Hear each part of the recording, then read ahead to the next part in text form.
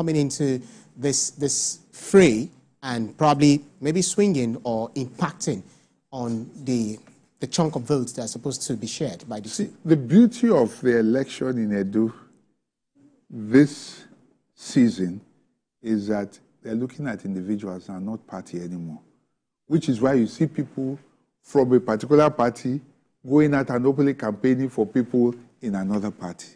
I think we're getting sophisticated. We're getting to that point where it's no longer about party. You don't follow party blindly anymore. You look at the individuals. So party is just a purview. It's just a purview. It's an SPV, a special purpose vehicle for actualizing your ambition. That's what it has been. It's not about ideology. You and I know that. You know, people just look for where they can get the ticket so that they can effect whatever change or at least whatever it is they want to get grab that power. So now people are more discerning. They're not following blindly anymore. Who's on the cards? The unfortunate thing in the Edo case is that, like I said, there are too many axes to grind. So it's blinding people to even ideology now. We should have driven this. I wish that was what was driving this particular election, but unfortunately it's not. You know, it is a mixture of both. A bit of ideology, but much more of vendetta and anger and, okay, it's my turn, or I will show you. You are friends with my enemy, therefore you are my enemy. I would rather go to the enemy of my enemy and stick with him. So that's what's happening, unfortunately. But, you know, from what Ibrahim said, yes, that particular, because we saw that in the 2023 general election where it became, in fact, it was three major horses, but there was even a fourth one. Yeah. But has that cascaded at all, you know, to the state levels where, you know, it's now impacting on how many parties are being represented?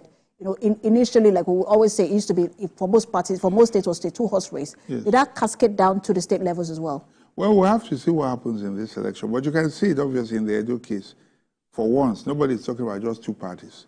We're talking about three parties now.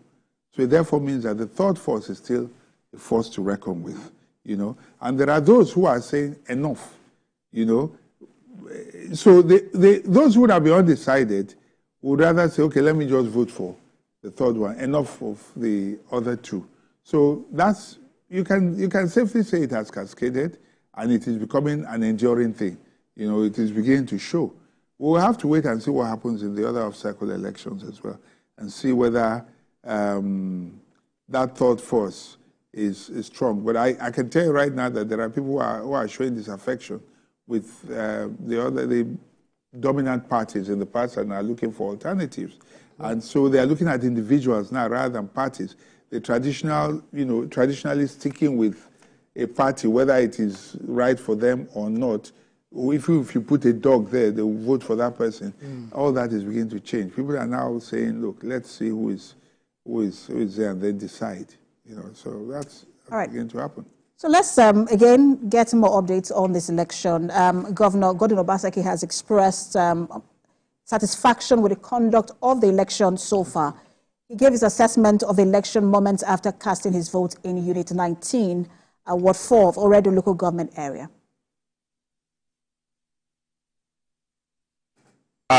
For now, I'm glad with what I see. The process in my unit has been quite smooth and efficient. I just hope that the collation process will be the same, that it will be peaceful and that the results will be counted and there will be no disruptions. By the military, yes, I think they've done well.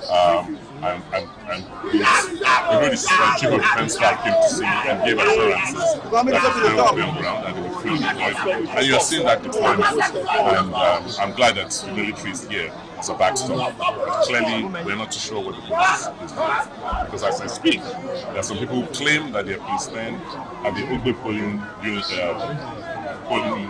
fields today, trying to arrest people on election day in their polling units.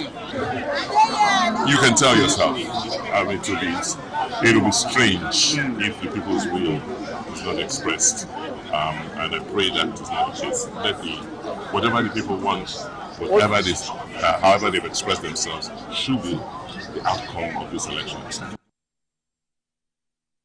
One of the governorship candidates, Monduk Bewolo, has commended the electoral process in Edo State, also describing it as seamless. The candidate made a statement after he cast his ballot in Udomi Primary School, Owesa, Ira area of Edo State. TVC News senior reporter Theophilus Elama tells us more in this report. It was a rainy Saturday as our team was caught up in the rain on our way to the polling unit of the governorship candidate of the All Progressives Congress, Monday Okpebolo. The team had to navigate several bad roads which led to difficulty in getting to the polling unit on time. Finally, we arrived at Udomi Primary School, Owesa. This is where the governorship candidate of the APC is to cast his ballot.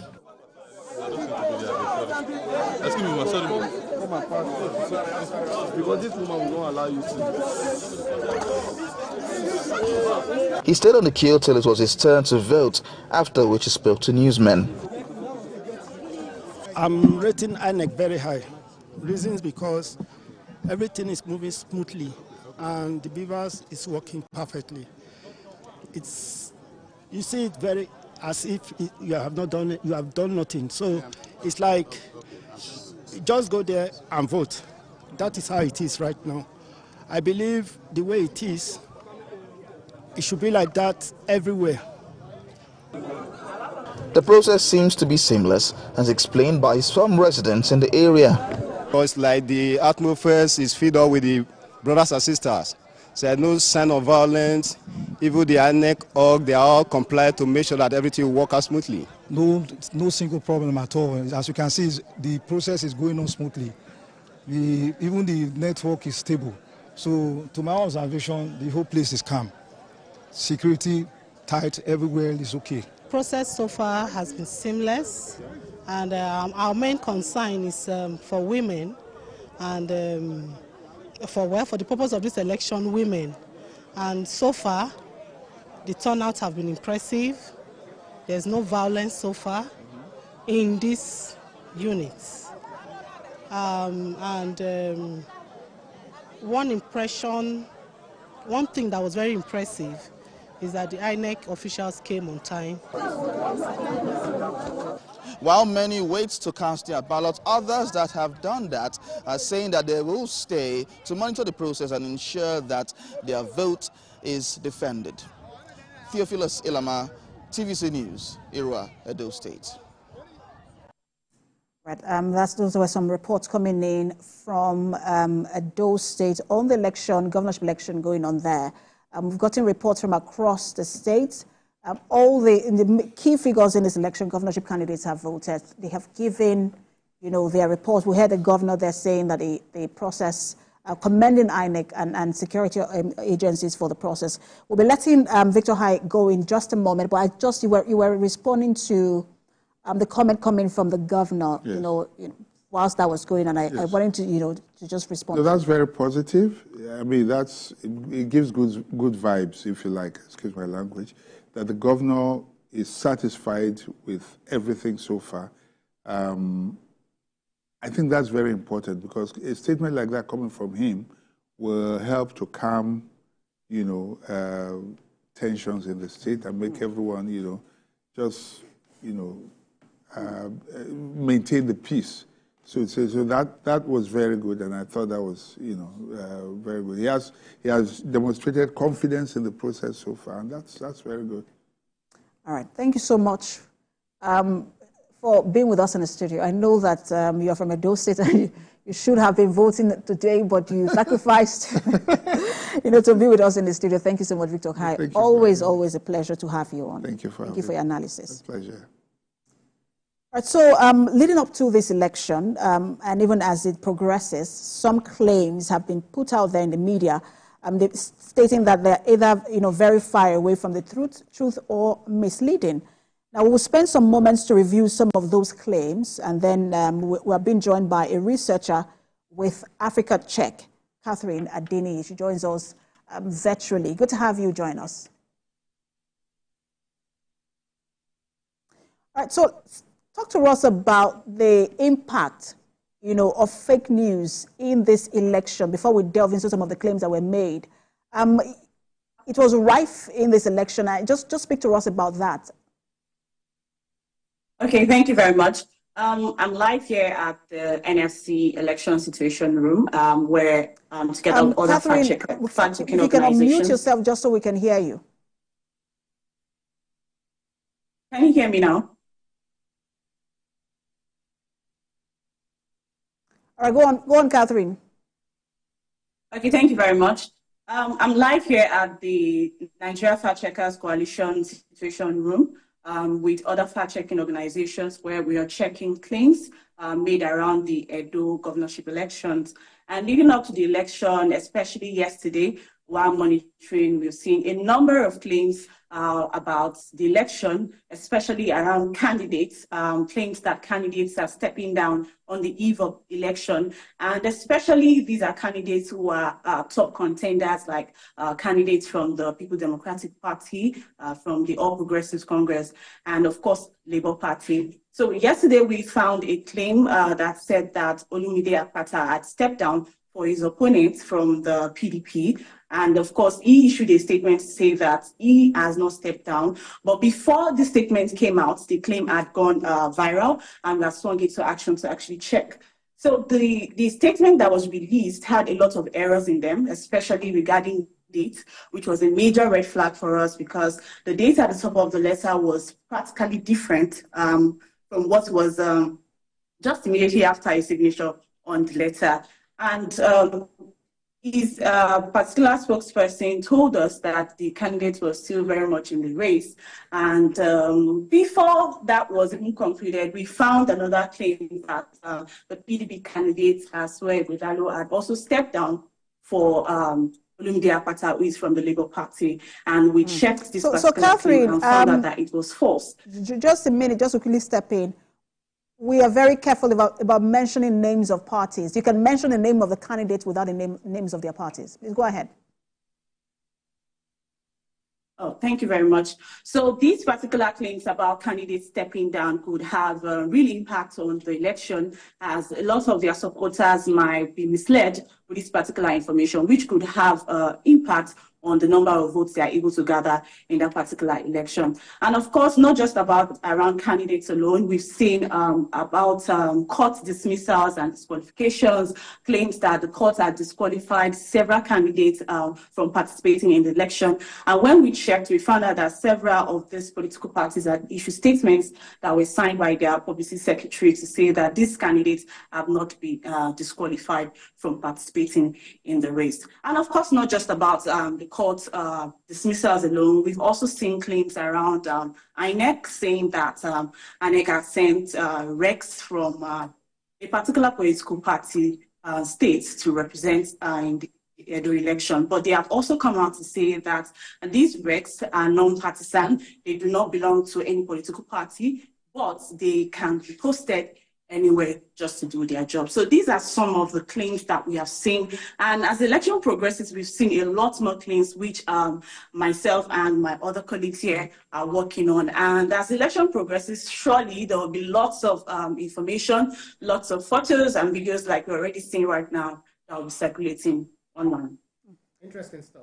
It's one thing to do fact-checking and getting the correct narrative out there. It's another thing for people to understand that, okay, what we've been bandying around is actually false. How are you pushing this information to them? What strategies are you deploying to get them to having the correct information rather than the false ones they're bandying around?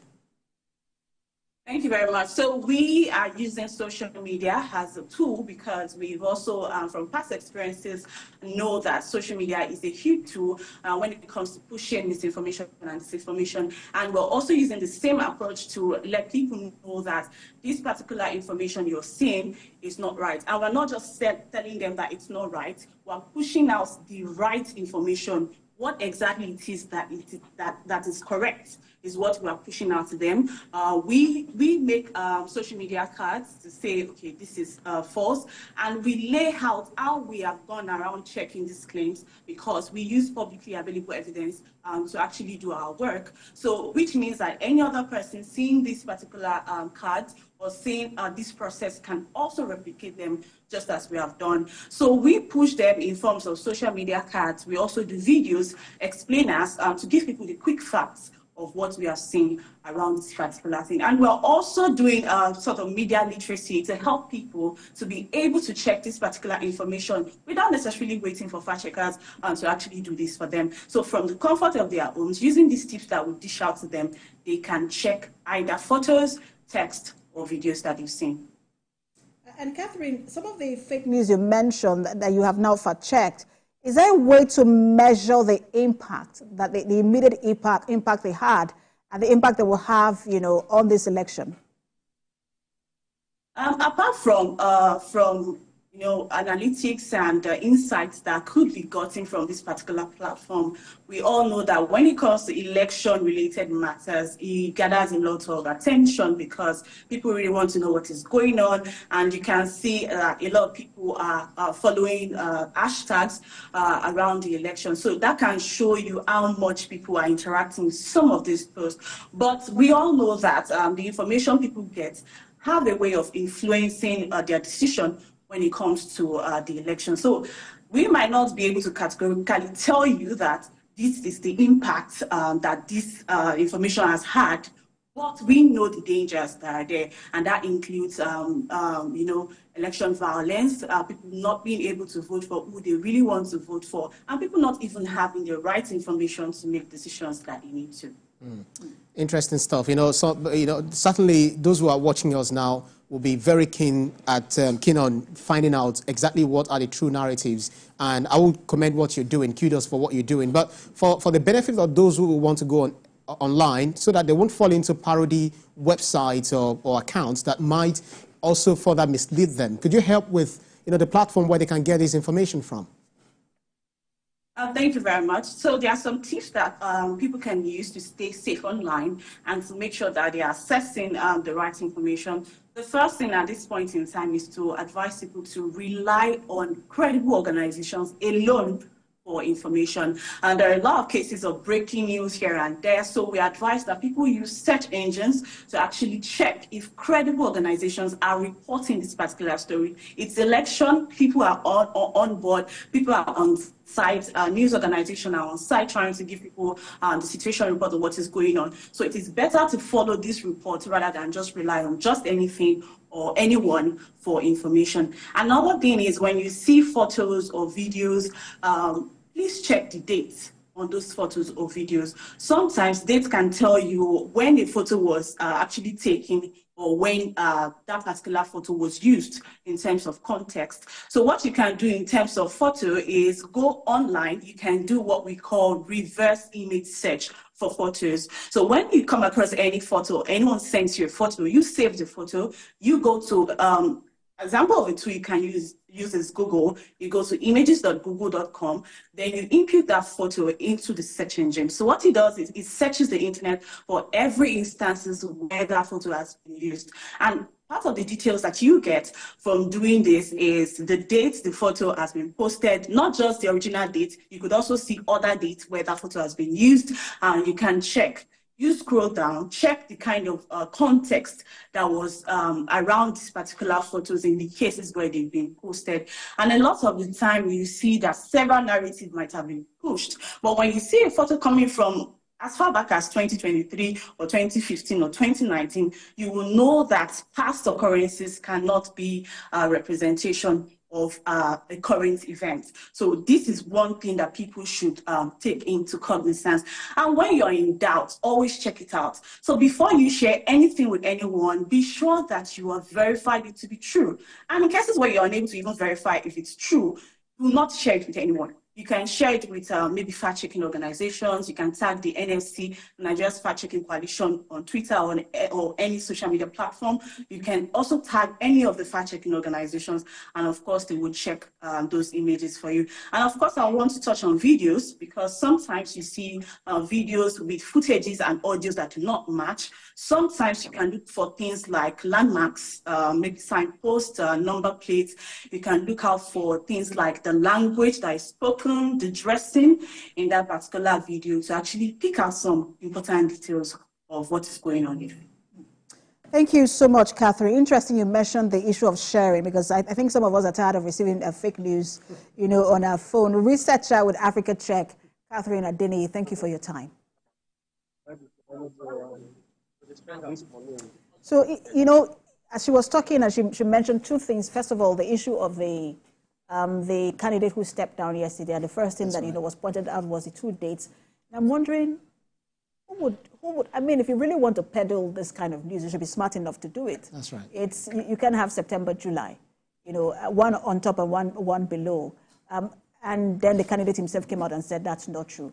But you know, it just speaks to the desperation sometimes of those who peddle fake news, and then they don't pay attention to details. And so those of us who receive it now have to pay attention to details. I mean, some of us have been victims, our faces, especially for TVC News anchors.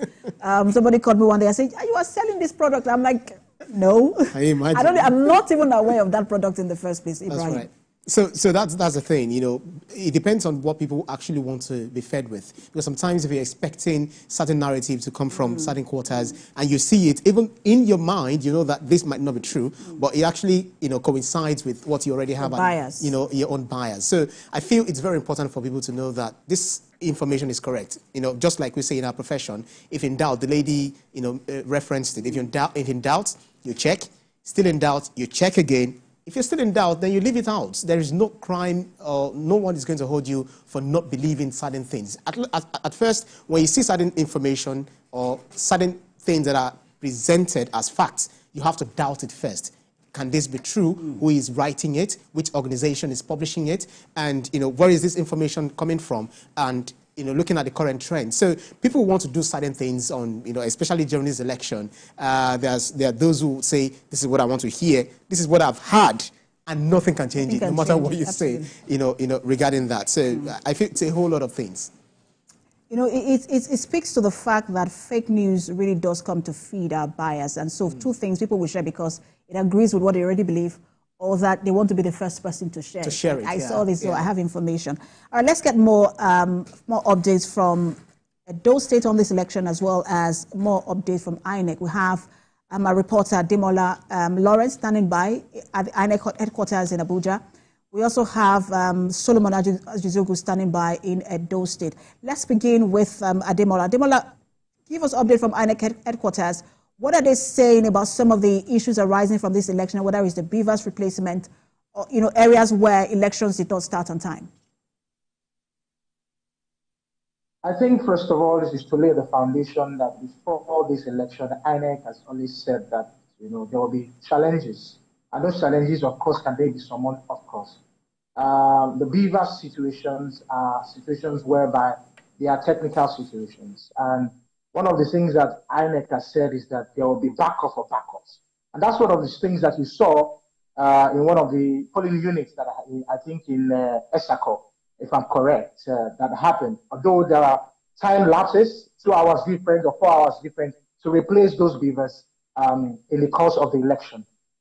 So leading to this election, there are meetings upon meetings with the different CSOs, the civil society group, and of course the security agencies, and of course the political parties.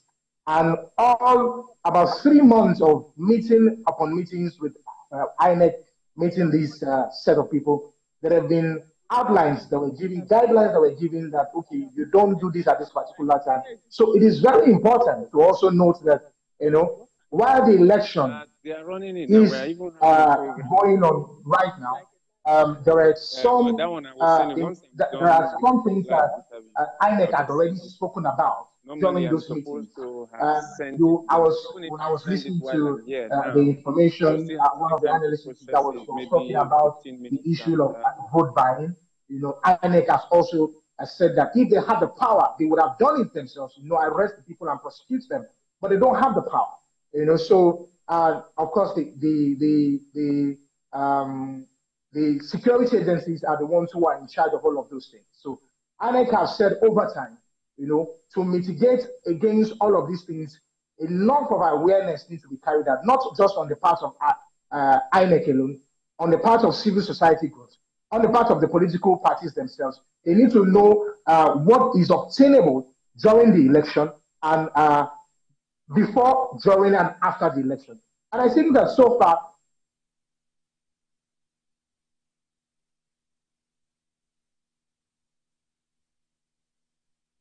With him, but he was speaking to the fact that INEC has had several meetings with political parties even before this election. And INEC has also said that these challenges were going to come, but they had put in place contingency measures to ensure that they do not impact severely on the election.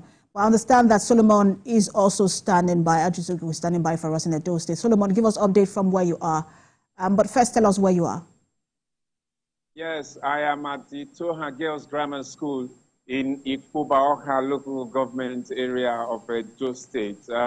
It seems everywhere you go in Edo State or in Benin City is a construction site of some sort, and so the grounds are marshy because of the rain that have come pouring today.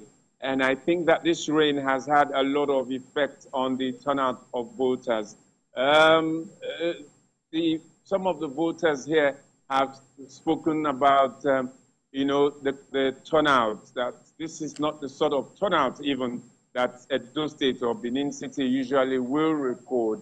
We've been to Oredo local government, some of the wards there, some of the units, and we've seen how it is because it rained there. Here in Ikoboka, the largest local government in terms of voting power. Of course, these two local governments, Oredo and Ikoboka, they are supposed to give the largest number of voters here, but the turnout is not impressive, maybe because of the rain. But so far, it's been peaceful, it's been seamless. We've not had reverse problems in most of these areas that we have visited or we have gone to, whether it's in Oredo or here in Ikoboka. Specifically, this is Ward 6 inside the grammar school, and in this Ward 6 here, we have units 33 to 39 that's where you have people voting. There are still people milling around, waiting and counting down to the beginning of sorting and counting of the ballots that have been cast. But the complaint with one of the presiding officers is, even though it's been smooth, even though it's been clean, the the turnout has been really, really low. But one important thing that happened here while we were just at one of the units was a visually impaired man who came to vote. You know, earlier, when the vote started earlier in the day, we talked about provision for people with disability. That is a challenge. A lot of people had to rally around his wife, the people around had to help him to vote, even though he could not see. All they needed was someone who accompanied him, and he gave all the details. He told them what to do. He told them who he was voting for. They took him to the cubicle. He printed and everything. The beavers also was easy for him, even though the presiding officers, the polling officers had complained that his voter card was the old one. But one of them said, no, you have to check. If his name is there and the beavers captures it, then he is entitled to vote. And they used the beavers, and he was able to vote. So, and his motivation for voting, he spoke to us about his motivation for coming to vote, even when some able-bodied men feel that there was the rain and so they could not come out. That is one big and one beautiful story about this voting here today in Itoha Girls Grammar School in Ikoboka local government Ward 6, where voting is taking place. All right, Solomon, beautiful reporting. But looking at some of the things that you've seen before today, especially the build-up, the tension that actually built up ahead of today, if you compare it with what you've seen so far on the ground, are there anything that one can say it's of really or much security concerns which you might connect to events before today? Well, if you go with what's happening in some of the areas we've seen, then you will be asking a lot of questions about, okay, so what was all that fight? What was all that noise? What was all the tension all about? What was the issue about peace accord? All we see here are people who seem to know each other. You know, they just relate with each other. The party agents relate with each other. They seem to all be friends. But one sticking thing is that in many of the places where people are voting, you also have people selling alcoholic beverages. And, you know, that can be a problem on its own. Selling of alcoholic beverages can, you know, induce some violent conduct. We almost saw that at Ward 12, at Forestry, where there was a little bit of misunderstanding between one of the agents and one other fellow who was trying to canvass people to come and vote. We captured some of those on tape. And you wish that, you know, that wasn't happening. But the fact that people sell alcoholic beverages around and people get really, really hot consuming all of these things, that could also induce some issues of violence. But aside from that, it's been peaceful, it's been quiet. There's nothing here that indicates that this election, the lead up to this election was so tensious. All right, Solomon, let me put you on hold as we get back to Demola in Abuja, who is at the INEC headquarters. Demola, you were speaking to some of the arrangement that INEC had made, and you know the announcements they also made before this election. But it's in the areas where voting started late and it's now 2:30 where it's supposed to end.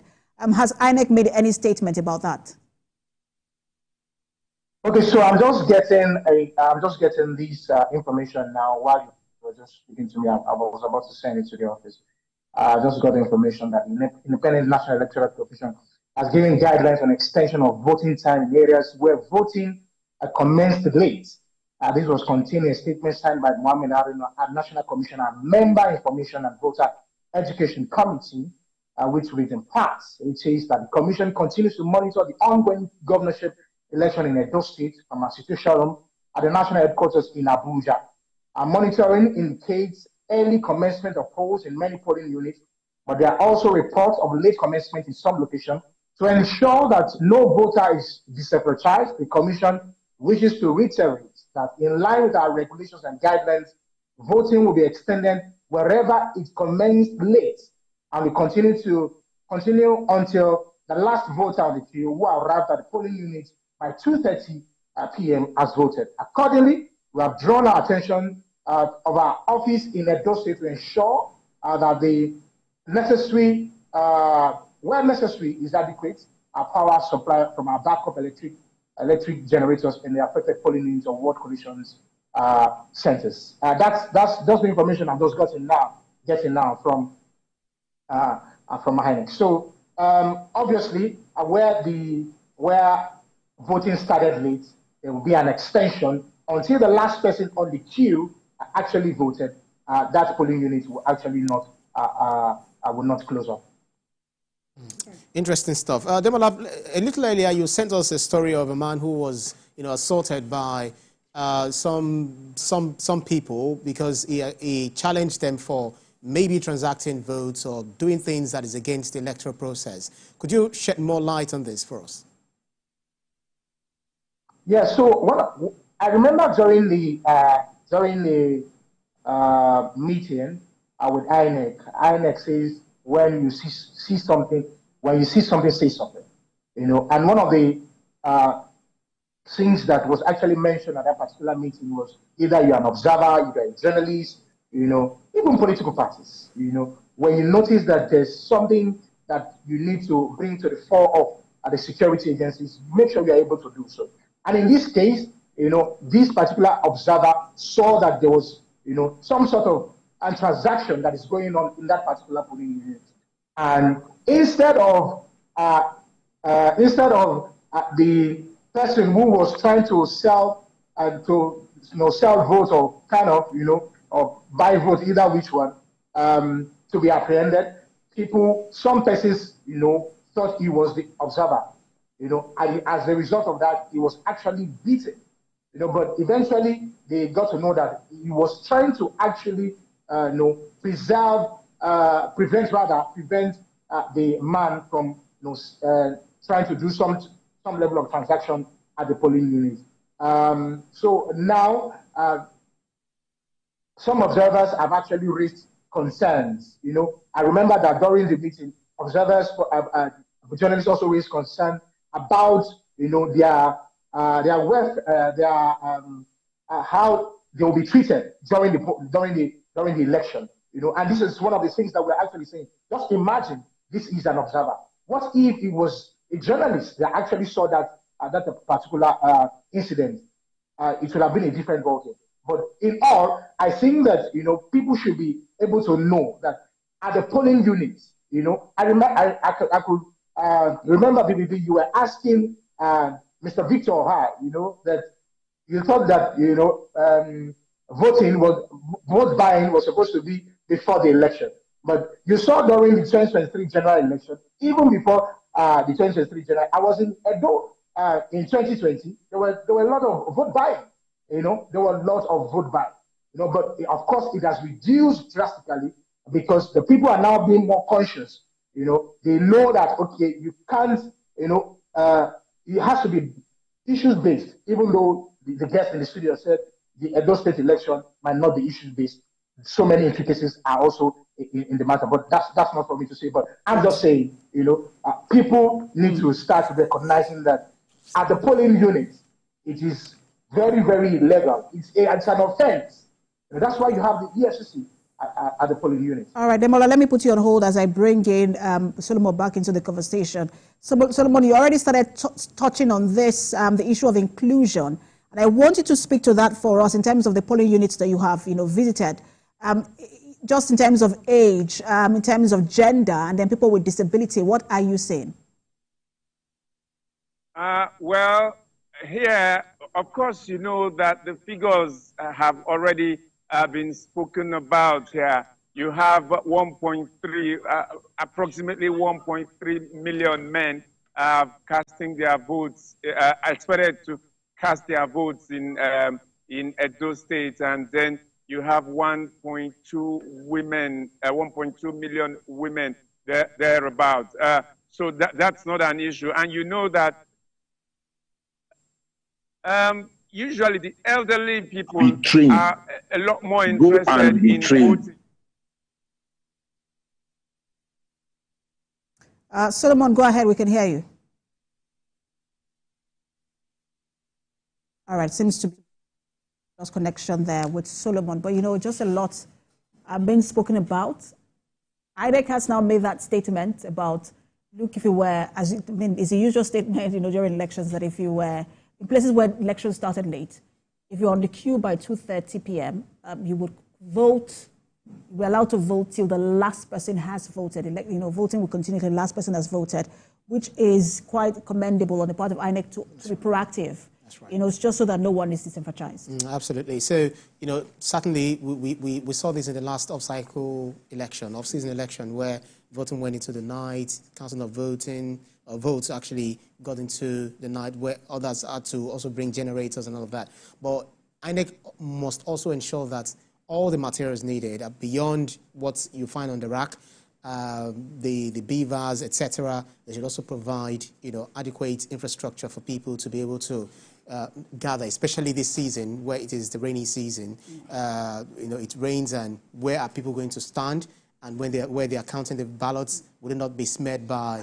I doubt. I don't know what INEC can do about that. Yeah, they can't. I know it's their responsibility. They should take responsibility. Yeah, suddenly there's a shared. Elections starting late. But I think that's where leaders in that community and politicians themselves should not, rally to ensure that people who are voting, and then security agencies, of course, will always stay late. Till the end of that exercise. But in terms of power, because I think it was the 2019 election.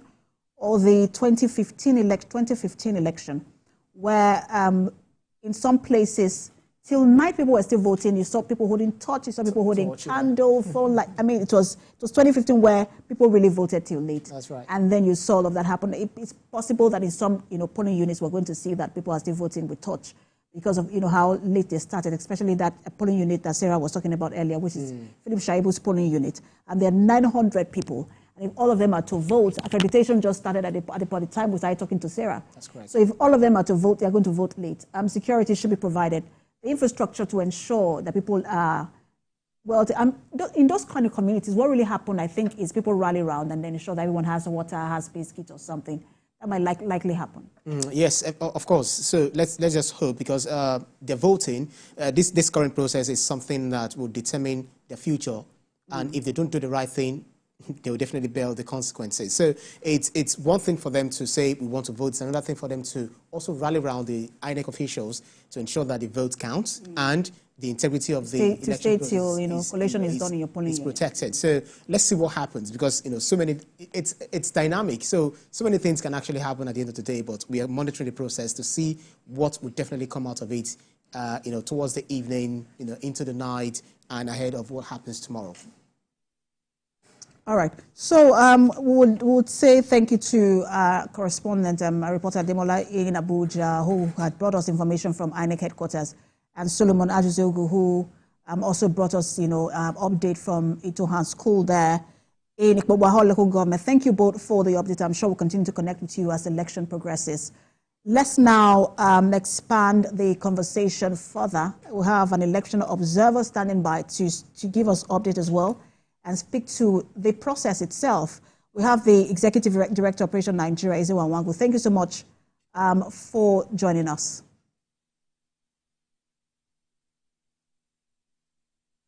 All right, so speak to Ross or give us updates as to what you've seen so far, and then the credibility and integrity of the election so far.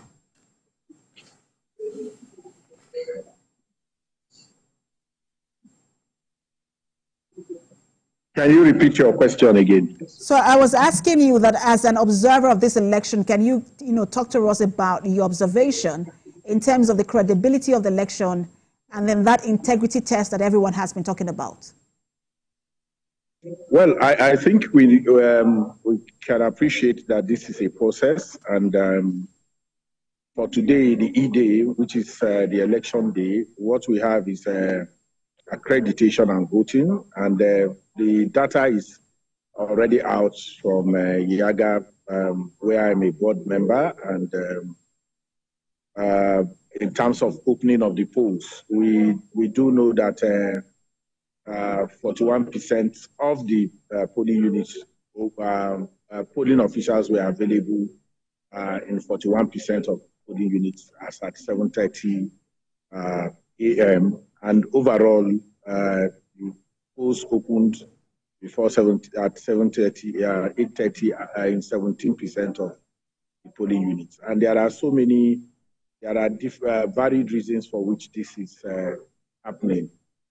First will be that the transport vendors probably did not provide enough vehicles.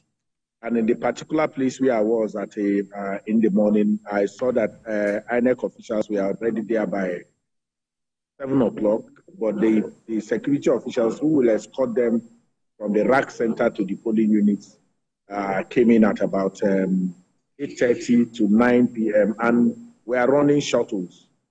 When they run shuttles, what it means is that there are not enough vehicles. And the sense for me is that election is a multi-stakeholder engagement.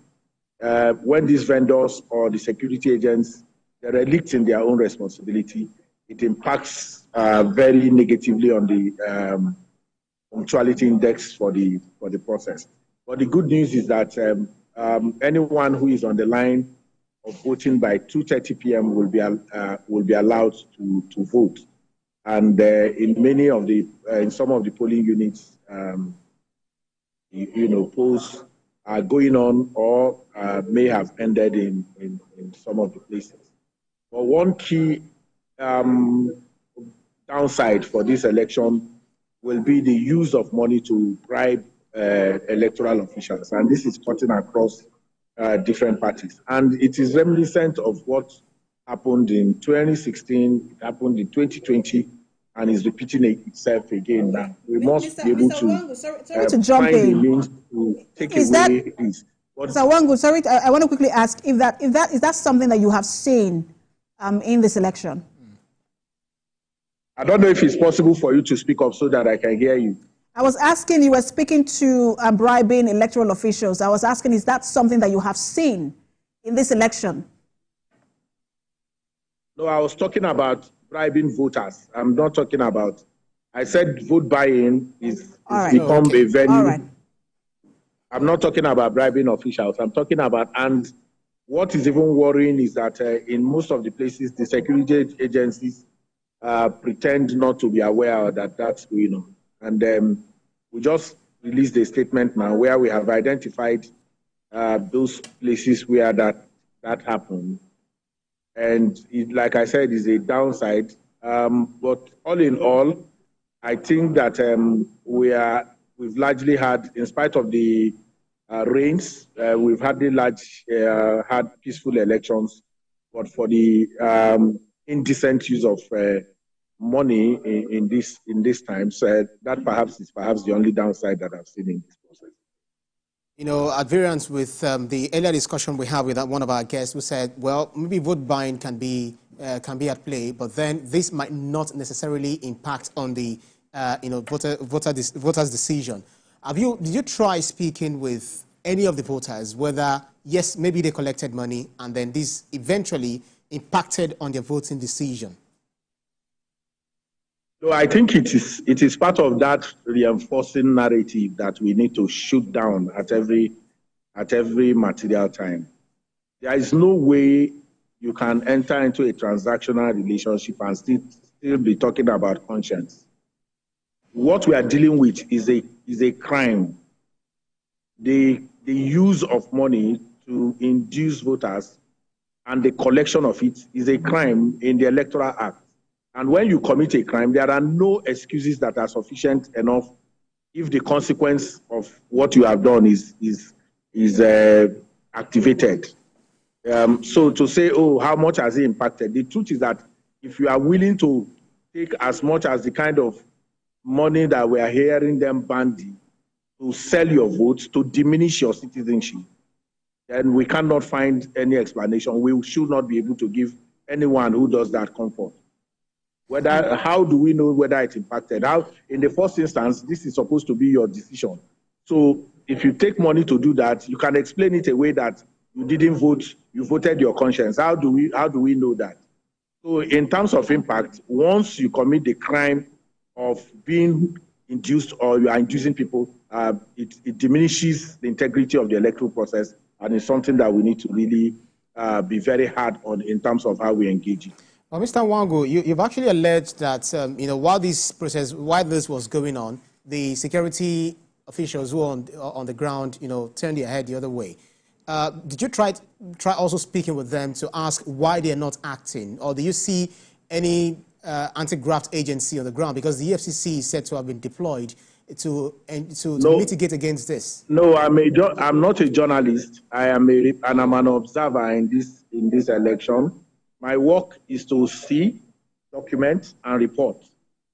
So in terms of going to question is outside the protocol of election observation. And many people really do not understand that there is a protocol that guides election observation. In terms of escalation, that is what situation rooms can do. Now that I'm back in the situation room, I can get in touch with the relevant authorities and tell them this is what I have seen in the field, and in cases where election is still going on, they can intervene. But at that particular precinct of the voting, I have no responsibility to even ask questions or interfere with the process. Mr. Wango, speak to us about we understand that it's been raining and that might have impacted on voter turnout, but just generally, what's the observation in terms of voter turnout? It's difficult to make a call on voter turnout at the time that we were roving and the reports that we have had, because sometimes that can be very deceptive. You can find what we call mammoth crowd. There are many people who are in the voting area who don't vote. They just see it as a festival. So we will need for close of polls to be able to match voter turnout in terms of not just voter PVC collection, but actual voting. And that will be at the end of the polls. That's when turnout can be. You've heard people, I don't know how much you followed this, where people say, oh, there was impressive turnout. And then you later go back and find out that when all the figures are brought together, it does not even get up to 30% of the total number of prospective voters in that area. So it's going to be too early to make a call on voter turnout. How would you assess INEC's outing in this election vis-a-vis the promise to not be biased, to ensure that they give optimal service, to ensure, to make the election process smooth, and then without maybe little or no hitch happening during the election? How would you assess INEC's outing so far? Mr. Wanga, I'll let you answer that question in just a moment, but we need to get updates from our reporter. And just before then, a quick update. The Independent National Electoral Commission has announced the extension of voting time in areas where the process commenced late. INEC stated that election will continue in the affected areas until the last voter on the queue who arrived at the polling unit by 2:30 p.m. has voted. The statement mentioned that the Commission continues to monitor the ongoing governorship election and that no voter will be disenfranchised. And also the Deputy Inspector General of Police, Frank Umba, has commended the electorates for their conduct during the voting exercise. The DIG made this known after he visited some polling units to monitor the voting process. Let's now bring in Joseph Kunde, who has been monitoring the exercise with the police team. He's our reporter. He joins us now. Joseph, what more can you tell us in terms of security and what the feedback you're getting from the police?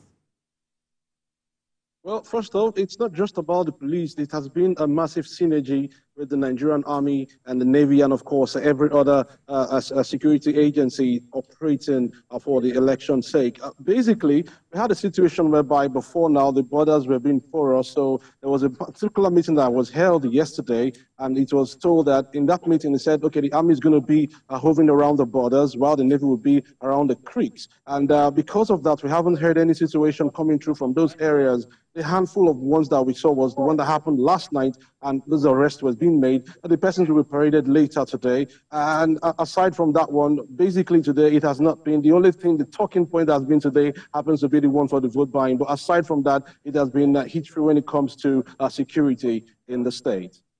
Talking about security, people were actually scared of the fact that it's somewhat militarized with the retinue of police officers that have been deployed to Edo State and some other sister agencies. Do you feel these has impacted probably positively or negatively on the voter turnout that you've seen so far?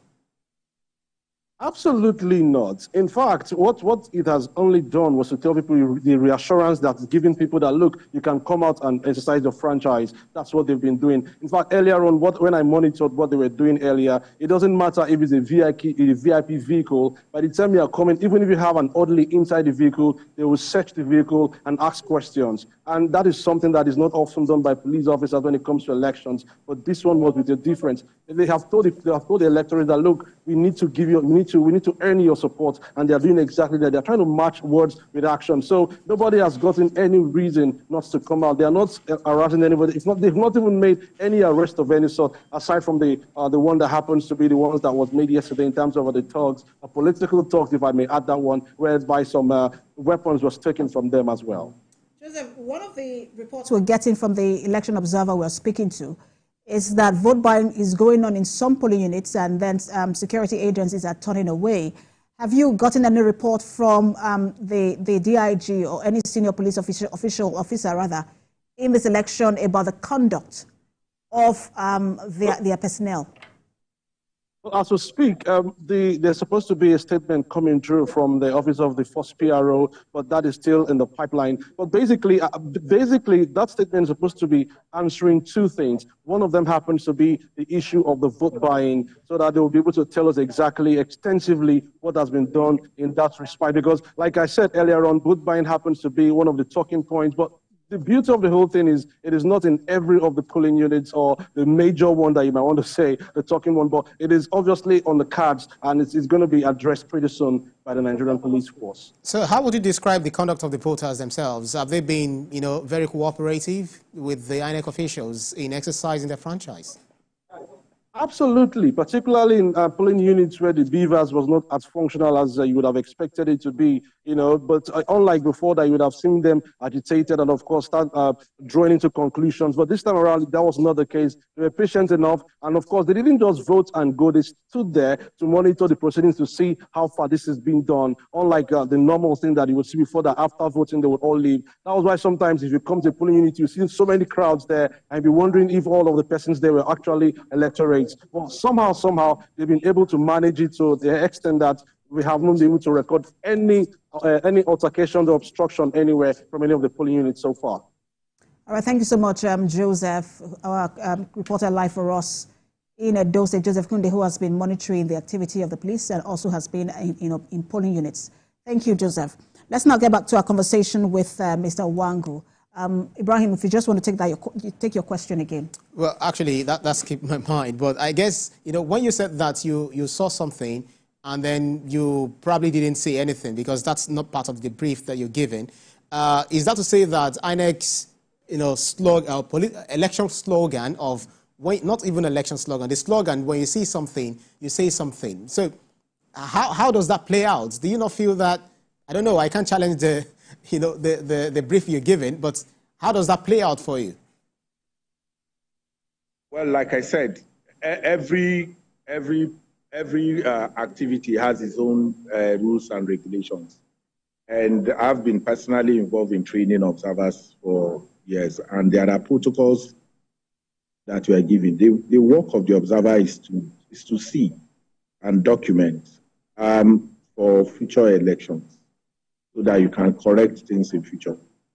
But the idea, so when you get that report in the field, I cannot go asking questions about and trying to, interfere with the process. What I have seen, I will document, and then I'll pass it to the relevant authorities. So it's not about that works in this. It works for the general issues, but in this particular, there is a role that I have to play, and that role is clearly spelled out. It's just like you as a journalist. You have your role, you have the things you report, you have the things. If I'm doing citizen observation, which means I'm not accredited by INEC, then there are things that I probably will get involved in. But if I do that, the value of my accreditation will be diminished by the fact that it is probably that I'm not properly trained or I don't know what my work as an observer will be. So, but that has been escalated, and that's why you can have in the press statement that we just read, it is very clear. In fact, we even mentioned the particular locations where the vote buying took place, and it's in Ikobaoka, Igweben, Esa West, Akoko Edo, Onwa West, and Modi LGAs. APC and PDP party agents, we are seeing bribing voters. Mr. Wangu, we usually you said you have your guidelines. We also have ours. Ours is that we do not allow political parties, names of political parties to be mentioned. But I also want to ask you. And PDP. Just hold on, Mr. Wangu. I just wanted to ask you, because I know that one of the things you do is to observe, document, and also make recommendations.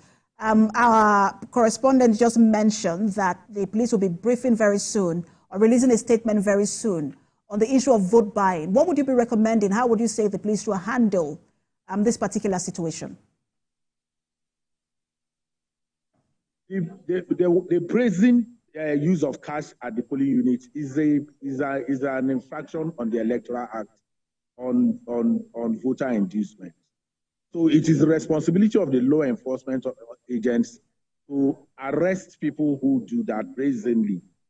At some point, we were able to push, and through our recommendations, and indeed your work as well, people were no longer coming brazenly. They took it away from the presence of the polling unit. The call is for security agents to do their job. And in some cases, we saw at some point EFCC and ICPC moving around in polling areas trying to make these arrests. We want to see that happen again. And not just that people are arrested, we want them to be prosecuted so that it can become a deterrent in future. Otherwise, this is the same things that played out in 2020. It played out in 2016 very brazenly, and is a sore point for this process if it's as prevailing as we have seen them and as Yaga Africa has reported in his statement. So the point is, INEC has at some point in time barred the use of telephones into polling units so that people don't snap where they voted so that they can go collect cash later. All of those things are, are part of the measures that has been taken in the past. But the call is actually on the security agents to do what they should do to make sure that people who break the law are brought to book and consequences and sanctions are meted to them when they do so for deterrent purposes. Mr. Wangu, we thank you so much for your contribution to this conversation. We know that perhaps we'll speak to you over and over again as you continue your observation of this election. We've been speaking with an election observer and a member of the board of Yaga Africa, Ezenwa Wangu. Thank you for your time. Thank you. All right, so we're going to take a break now, and when Do decides to return, we'll be speaking to another guest in the studio. Stay with us.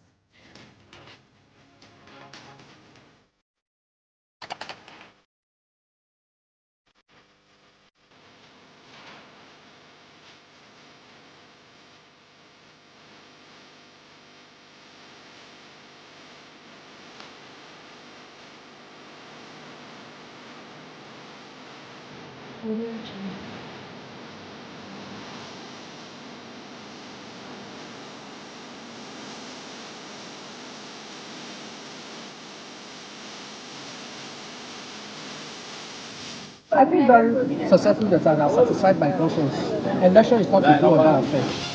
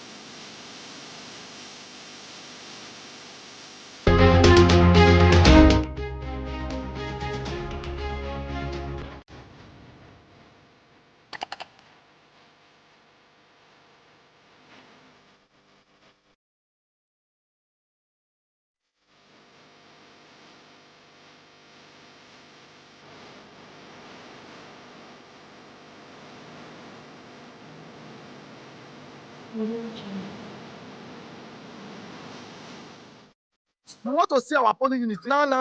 And does not bring anything. All my people from Eboim, Kugaja local government, no polling unit, no INEC. We not even see anything like that.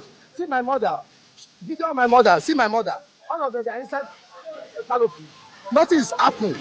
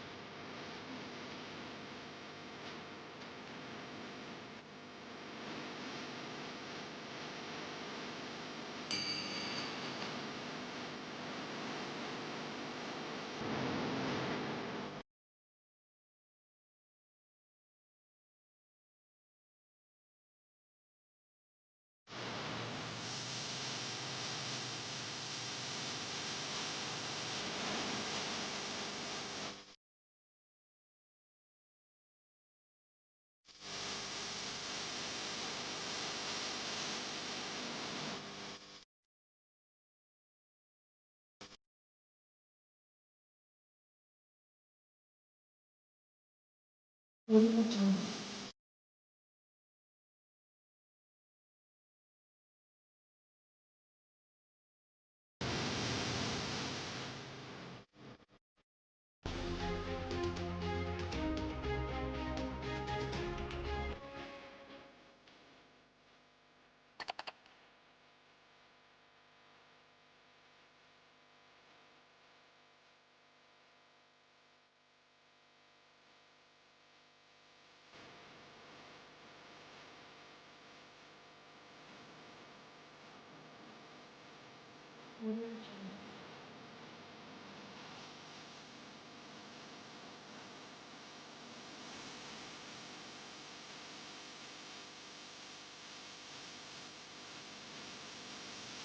think very successful that I have satisfied my conscience. Election is not a do or die affair.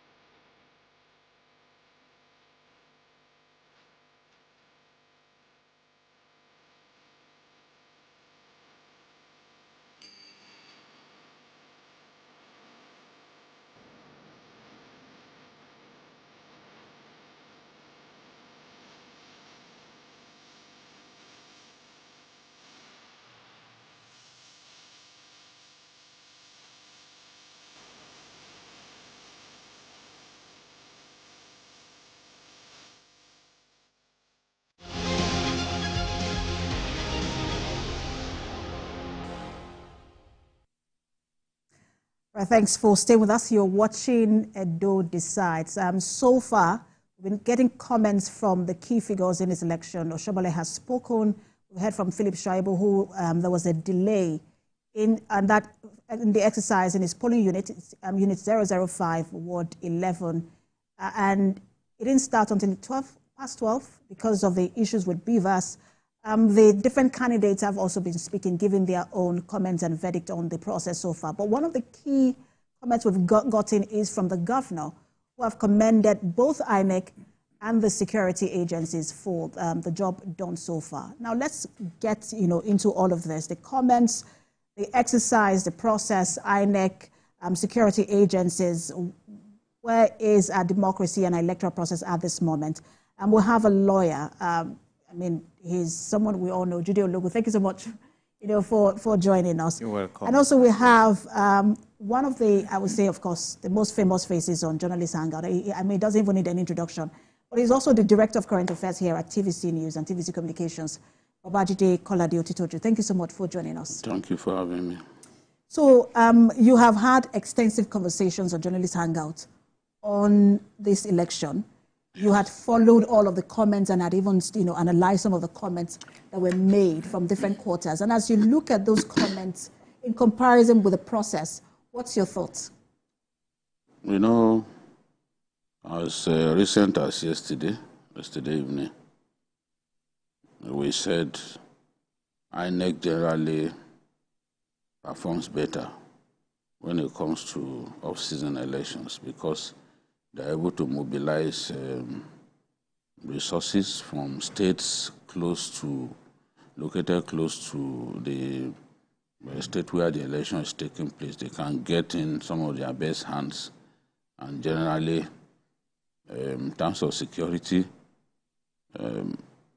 efforts will be concentrated on that state by all our security agencies. So generally, INEC does better with the off-season elections because some of the logistical hiccups that we see in the general election, in the off-season election, we do not see them.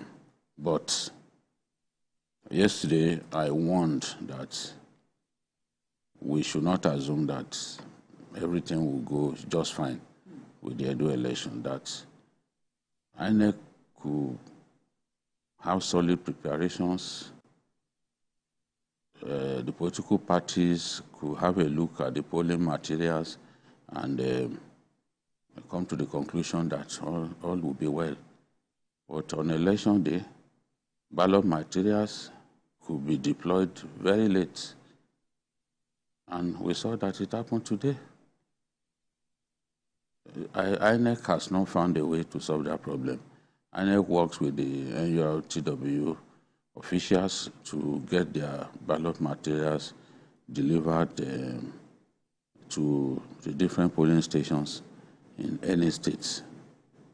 When there are arguments about how much you should pay me and all that, it can delay the deployment of materials. And we saw that materials were deployed late in some of the polling stations today. It's really unfortunate because this was something we feared could happen, and our fears have been confirmed.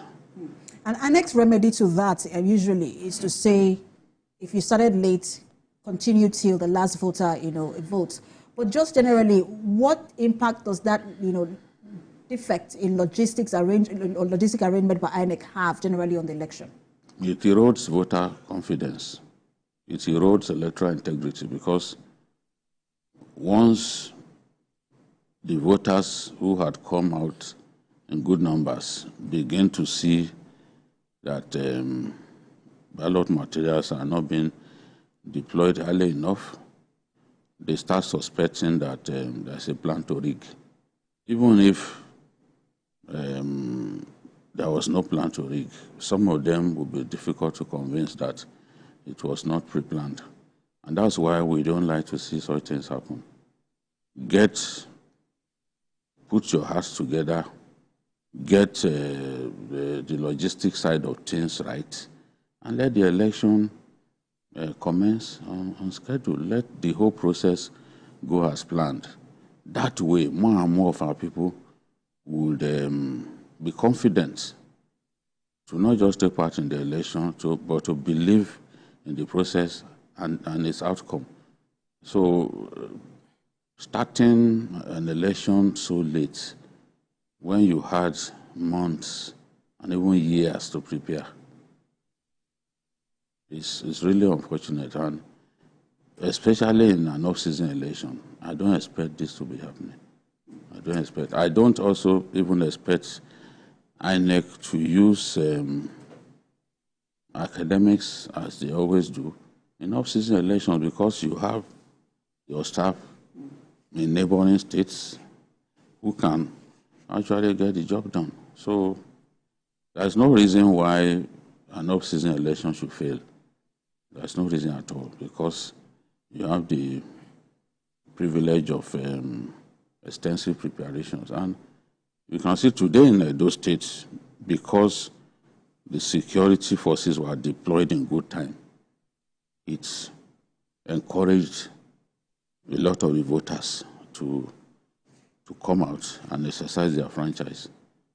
But a good number of them were left disappointed by the usual INEC problem of not deploying ballot materials in good time. What BKO just said about people suspecting that there's some form of rigging going on ties into what, the reinstated deputy governor said. Because in his own polling unit, twice, from 8 a.m. to 12 p.m., they had replaced the beavers. And he said, I initially suspected foul play, but now my confidence is restored. I wanted to speak to that as well, and then just your general observation. It's a matter of credibility.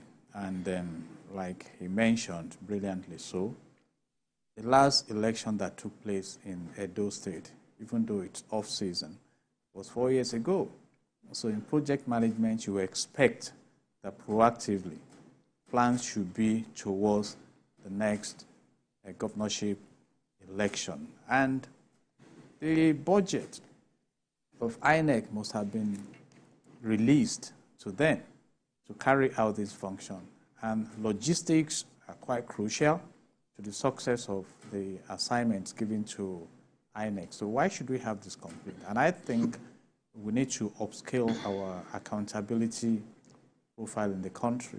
This happens over and over who is questioned, who takes responsibility, who is penalized for what. It's just like what we experience also in the aviation, where flights are cancelled indiscriminately and people just get away with it. So it's something that should bother us. And every citizen who is eligible to vote has the liberty to suspect an intended foul play, particularly when what we usually get from INEC is that we are ready, this one and that. And I monitor that aspect of moving materials to polling units, and somebody was saying, why won't INEC have their own vehicles? It will be a tough one. You know, INEC is not a transportation company. It's just for the elections. But then, even when you are outsourcing this responsibility, you should fine-tune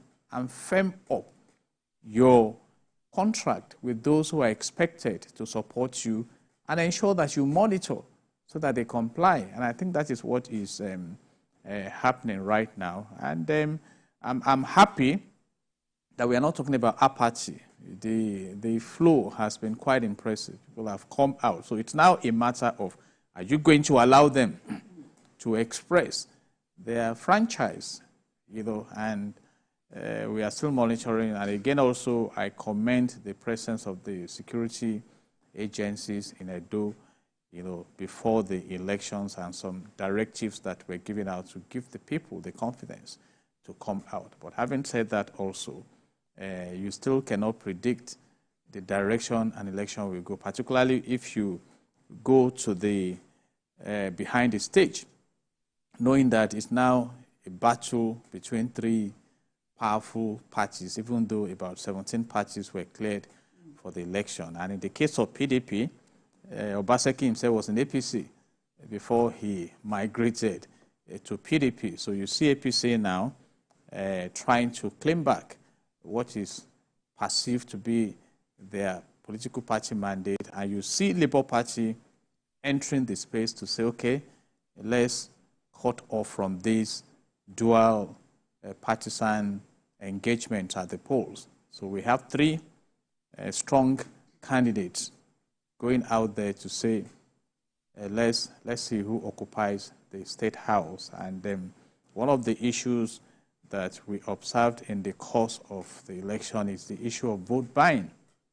But in the words of the DIG, Frank Kumba, most of the time, vote buying is not done overtly. You know, it's done covertly. But he promised that anyone that is done publicly, that they will be arrested. But I've also heard some comments that vote buying was going on in some areas, and then the officials looked away.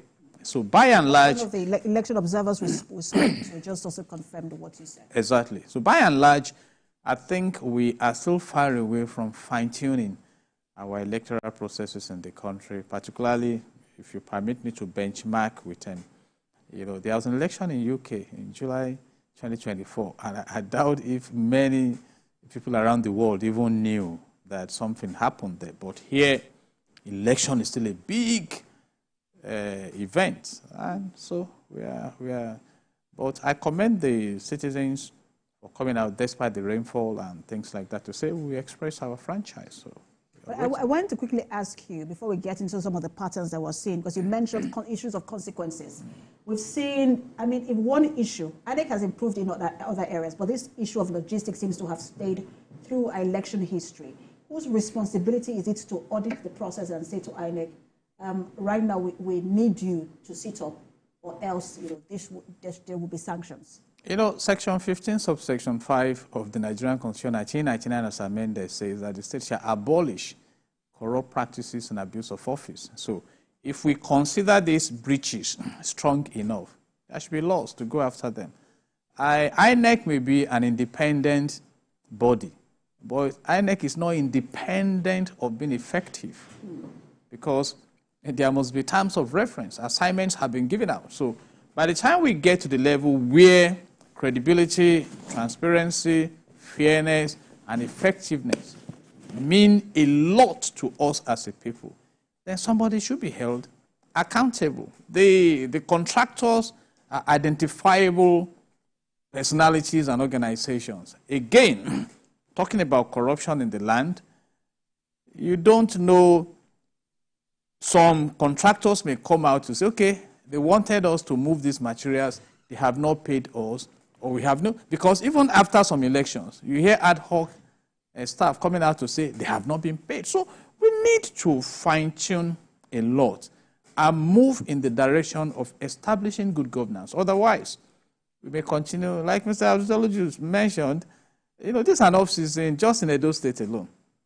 That of Ondo State is coming. So what about when you have it in the, like 24 states in the country at the same time? So what happens? So INEC must also be required to scale up to meet a particular standard. You see, when you are talking about quality of performance and there is no benchmark you want to use, a standard, minimum standard, then you are not likely to, like someone said, what you don't measure, then you cannot judge.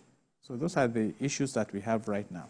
Speaker, I mean, I know that you follow elections very well in Nigeria, but as we look at Edo State, have you sort of seen any old pattern playing out, and have you also seen new patterns developing? Honestly, I've not seen anything new. What Edo may well set a record in terms of vote buying. I had predicted that voters could be offered as much as 20,000 per head on a day like this, because the two main parties see this election as a do or die affair. In fact, the governor of Edo State described it as a do or die affair, and he refused to heed his words. He confirmed that, he said that when he was prodded on that matter. So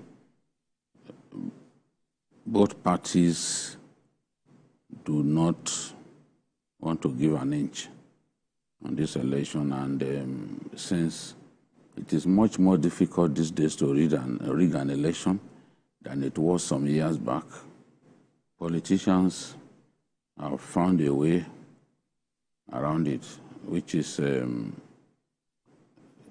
akin to weaponizing the rampant poverty amongst our people by giving them money, not just on election day. They start giving potential voters money even weeks to the election.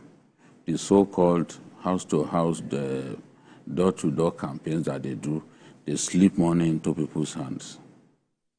Sometimes, I remember an off-season election that happened around the time that we were preparing for one of the Muslim festivals. People were being given livestock to share amongst themselves.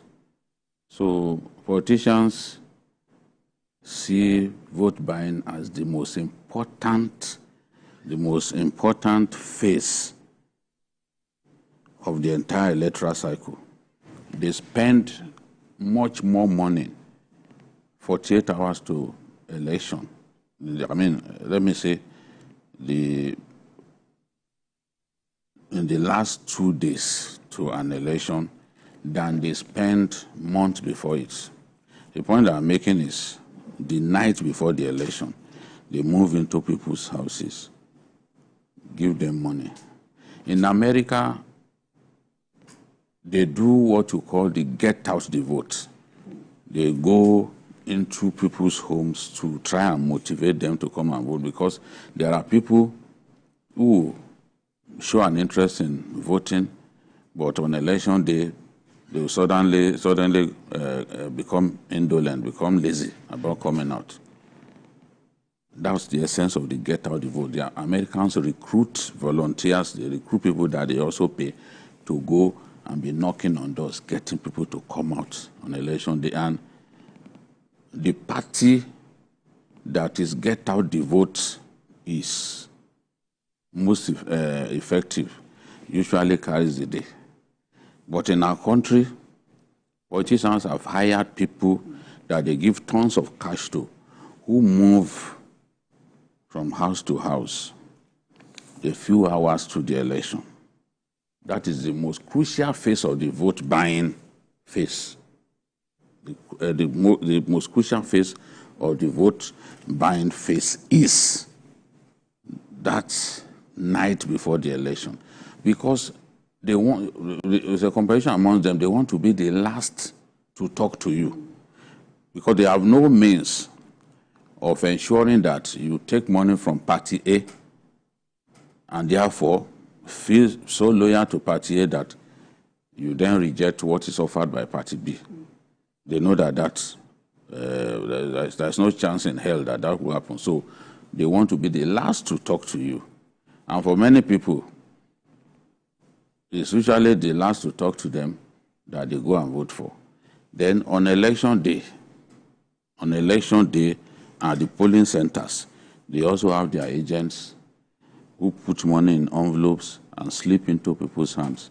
In some extreme cases, security agents even help them to give money to voters. I saw a video shot in Bauchi where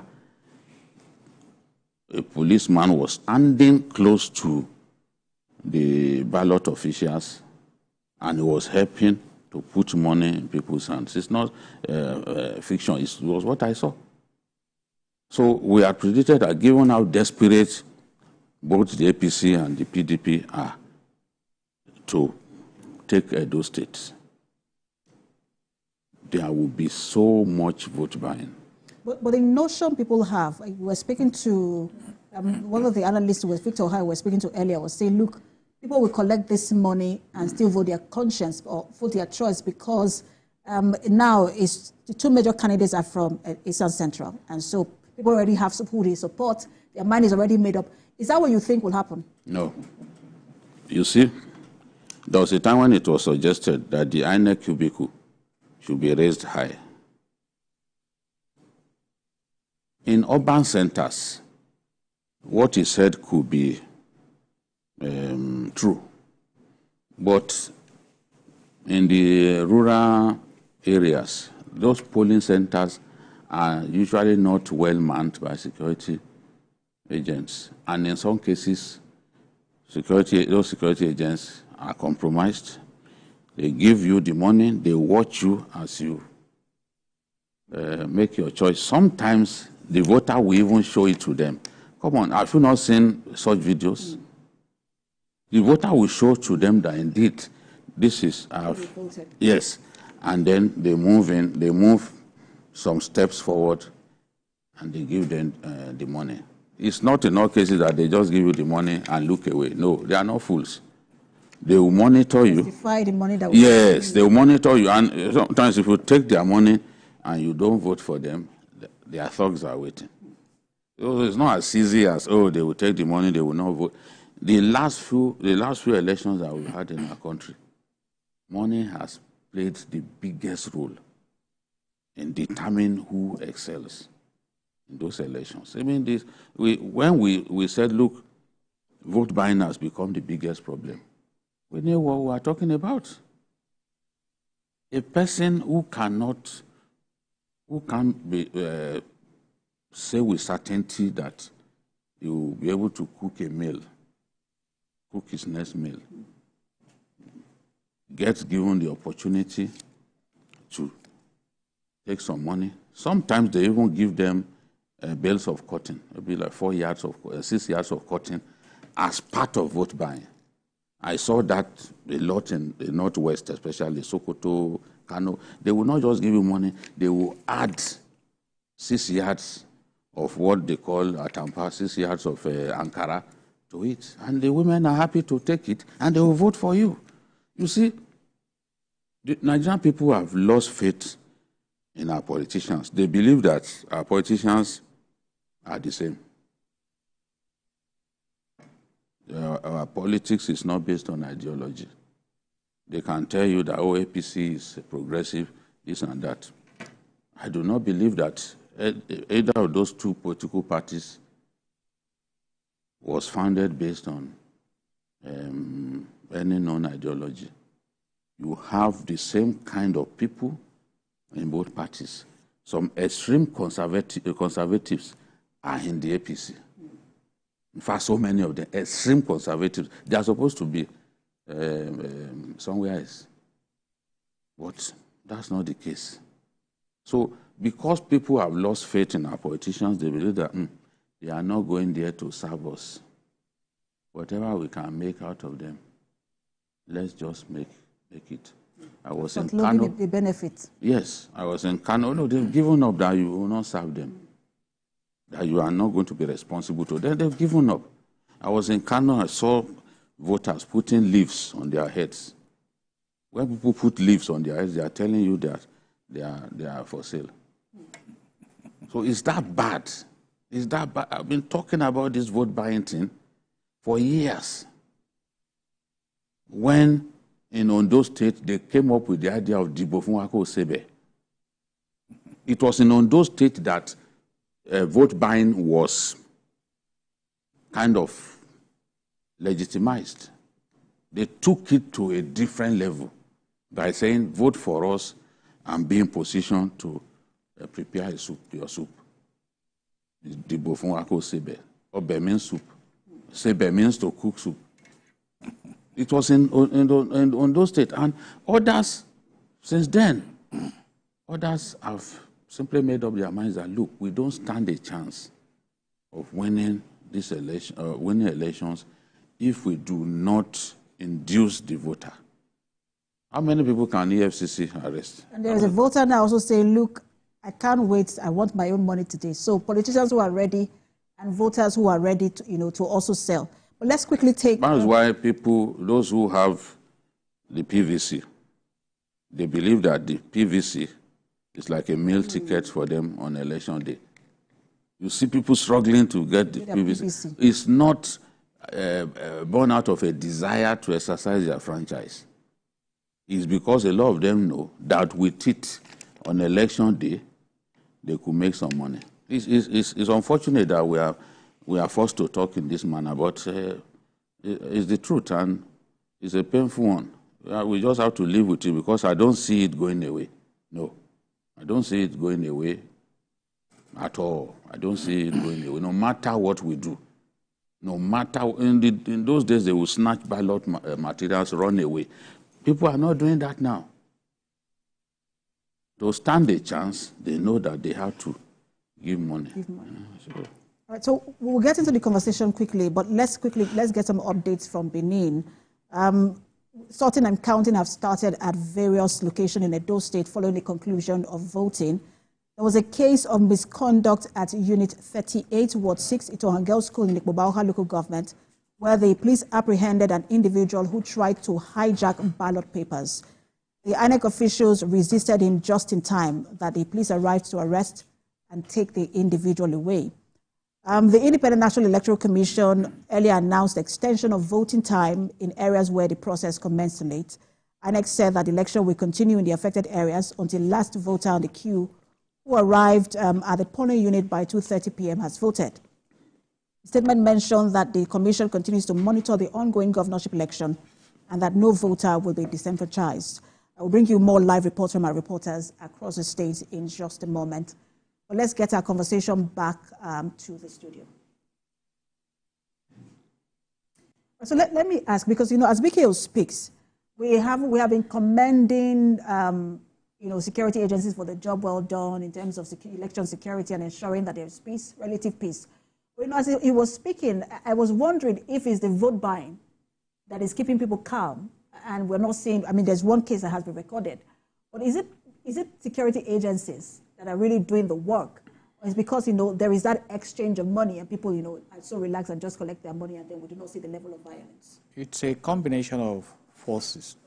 For instance, many electorates are coming to the knowledge that it may not be worth the while wasting your lives for politicians that may hardly be trusted to deliver good governance to the citizens. So that is on one part, because they've seen how politicians move from one party to other in defense of their interests. In fact, we have in the country right now a hybrid politicking, where a personality can occupy two parties, two political parties, and stabilize and still operate. So some electorates are getting wise in that direction. And again, it's becoming old-fashioned to snatch ballot boxes and all those expressions of violence on the day of election. And if you saw how the law enforcement agents really performed in Edo, reportedly they arrested some with guns ahead of the election. And seeing that show of force, it must have sent signals to some personalities who may want to foment trouble that this may not be easy, though you will still have some who will be stubborn. And I've said this, in a society of poverty, crises are inevitable. You see, and that is why I align with that declaration that poverty has been weaponized. You know, Mr. Jide spoke about vote for us and cook soup. I still remember the stomach infrastructure that emanated from Ekiti State. So attention has shifted from the essence of democracy, which is to provide good for the citizens, to politicking. And that is why both politicians and some electors have come to the point that, hey, what do? Let's say to them. And some have seen elections as carnival, that this is when I can have a taste of the national cake, without sitting down to look at that 20,000 naira, for instance, and throw it into the exchange rate of dollar, to ask yourself, how much is this and how far can it take me? But that is the evil of poverty. You know, as we speak right now, you know the cost of transportation, the cost of food in the country. And again, that is an assignment. We get there someday if we fail to fine-tune our electoral processes and think it will continue like this, because as far back as 1776, when Adam Smith wrote about the wealth of nations, his position was that a nation's wealth is really the stream of goods and services that a nation creates. You know, and that is why you see us struggling now to earn foreign exchange and things like that, because we have ceased to be really productive as a nation. In fact, we have resources that we cannot maximize the values. So a time is coming when, as it happened that we saw in Ghana, even these vote buyers may tell politicians that, please, take your vote buying elsewhere. Permit me to bring a precedent recently when people were protesting and they approached a governor who, after addressing them, offered them money for pure water, and they threw his offer back at him, that keep your money. Perhaps you could have offered them bottled water. So these are issues. So people are yearning, people are hungry, and some who are still able to stay afloat are looking more towards good governance than money, vote buying. But as it is now, with this present state of inflation in the country, which is about 34.9 or thereabout, the tuber of yam sells for 8,000 naira, a bag of rice for about 82 or 85,000, long grain for about 95,000. Definitely, some cannot resist the temptation of vote buying, but it will erode the credibility of our elections. And who are the winners? The politicians. Politicians are the winners, because they know that once we make that offer and those who we accept are there, then we can find our ways. And that is why INEC too still has to upscale the process of ensuring that votes count. You know, and the laws has made provisions for electoral offenses. But in Nigeria, electoral offenses are hardly prosecuted. So we need to go back to a point where there are consequences. And like somebody asked, even when those consequences come knocking on the door, the influential will push the consequences away, that we are the ones here. And we've seen it at the top scale. You remember the off your mic in the National Assembly, big scale interventions at trying to limit the force of the rule of law. But by and large, we are still watching to see how the elections will go. But is this perhaps why we have also lost the capacity to hold our governments, those in government accountable? When, because Vicky was mentioning earlier that, look, I know that I would not see you in 4 years' time, so let me just take what I have now and then move on. And so when you are, doing what you're not supposed to do in office, people feel like, well, when you're done, that's your business. I've gotten what I needed, and then do whatever you like. And that's why I qualified, what is a need? A need is different from a want.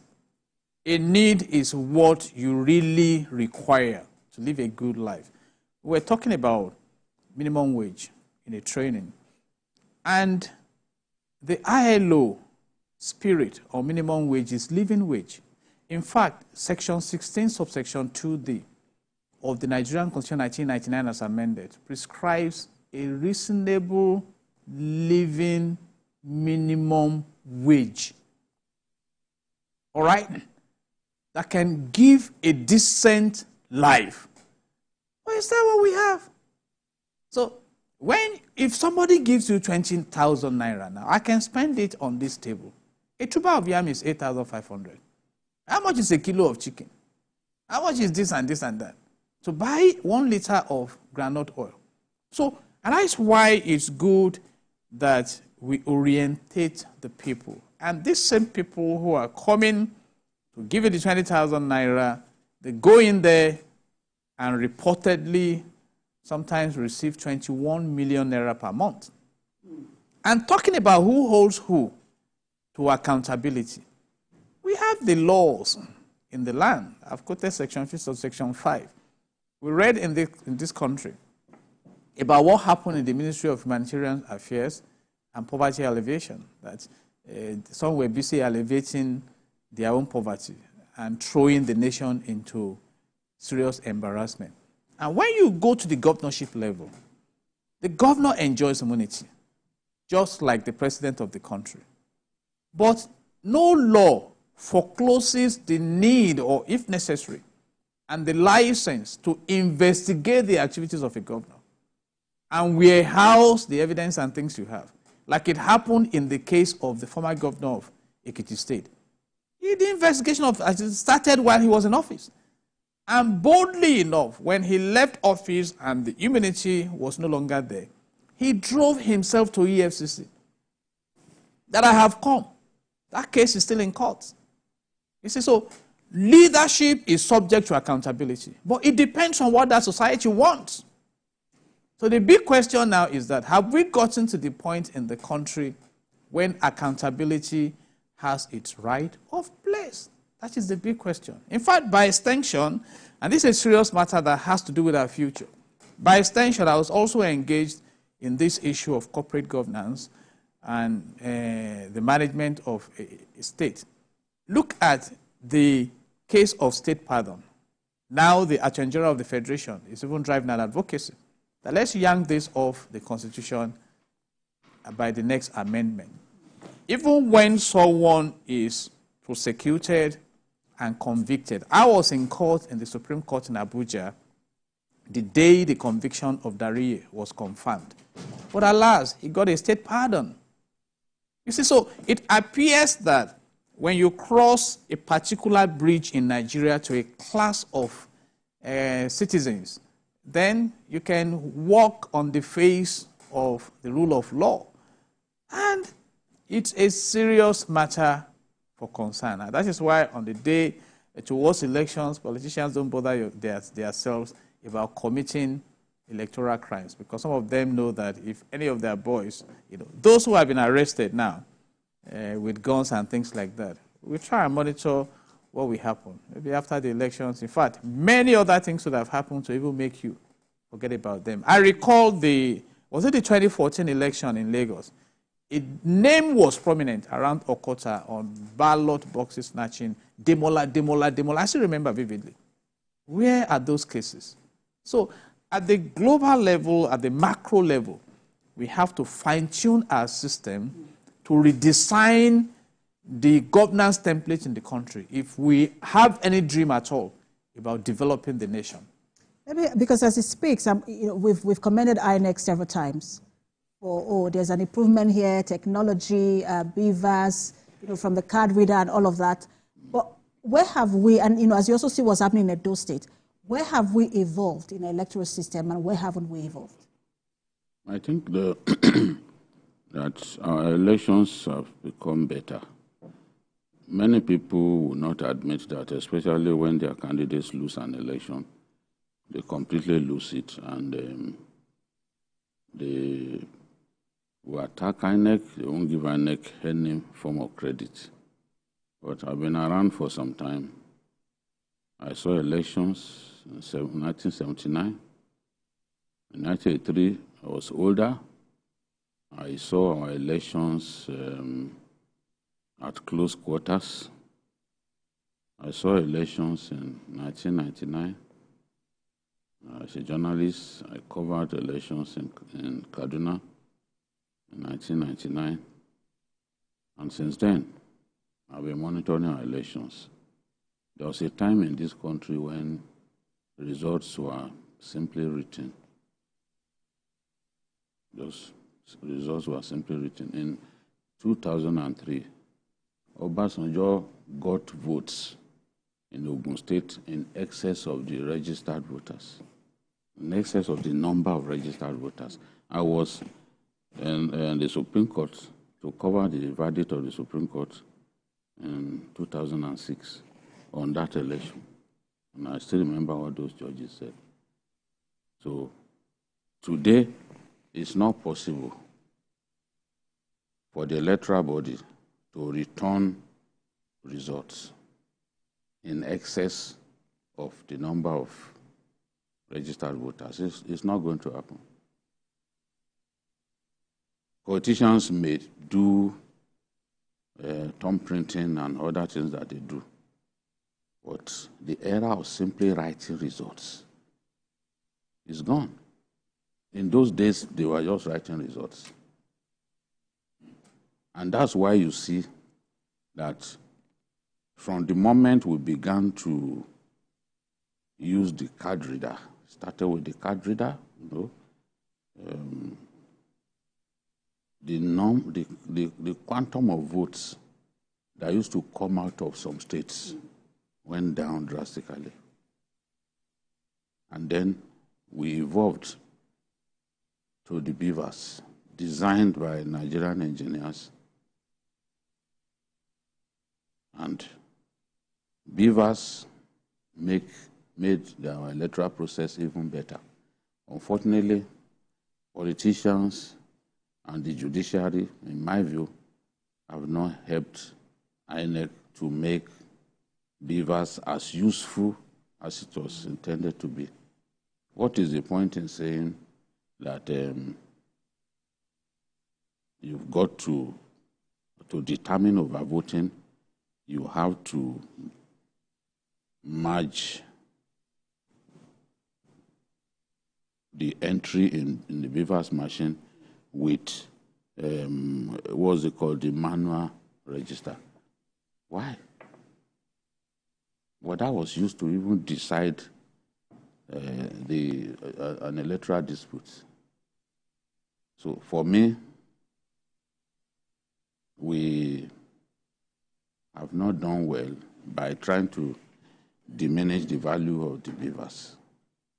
Beavers was designed as an electronic accreditation module because in the past, they would just come up with incident form.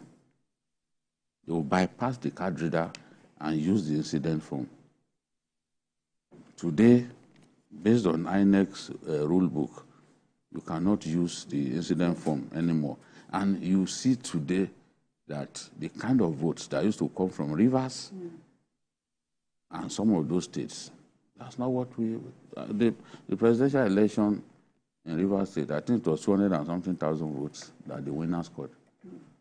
We're having an understanding of actual voters in the country. Yes, if you stick to the beavers as the electronic accreditation module, there is no way that you have the sort of figures that they are talking about. Because they were simply writing, and a lot of them were active players. during that era, they've confessed that they were simply writing figures. So we are improving, but the politician is also evolving.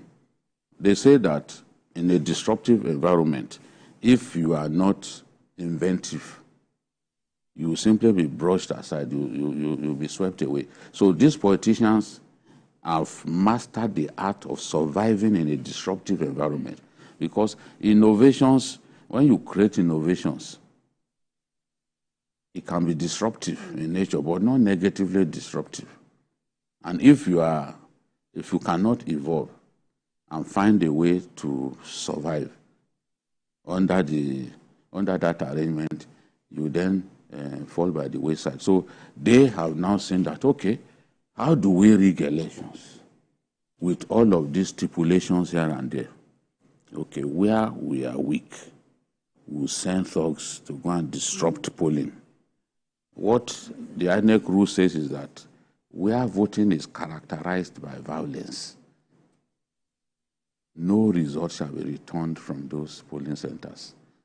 This plays effectively into the hands of some terrible politicians. And I've seen that there are places where some results come in, and I'll hear that, voting was characterized by violence, result cancelled. This, and I see a lot of cancellations, especially in 2015. And even the 2019, a lot of cancellations. Politicians contrive to cause problems in the areas where their opponents are strong, so that results will be cancelled there, and they will now keep their own area free of violence and then gain some ascendancy or advantage over the opponent. I think we also saw that in find a way. The Logistical election in Kogi, where a candidate was saying areas where an election was cancelled or didn't even hold, where his stronghold, and that was insisting that elections must hold there, and then INEC then rescheduled. There was a conference that I attended, and I said that in Kogi State, the off-season election, we had INEC, because INEC also needs to find courageous officials, recs, that will be able to stick by the content of its rule book. So if you don't have a rec who is strong enough to withstand pressures and all that, you will return results even from areas where violence happened.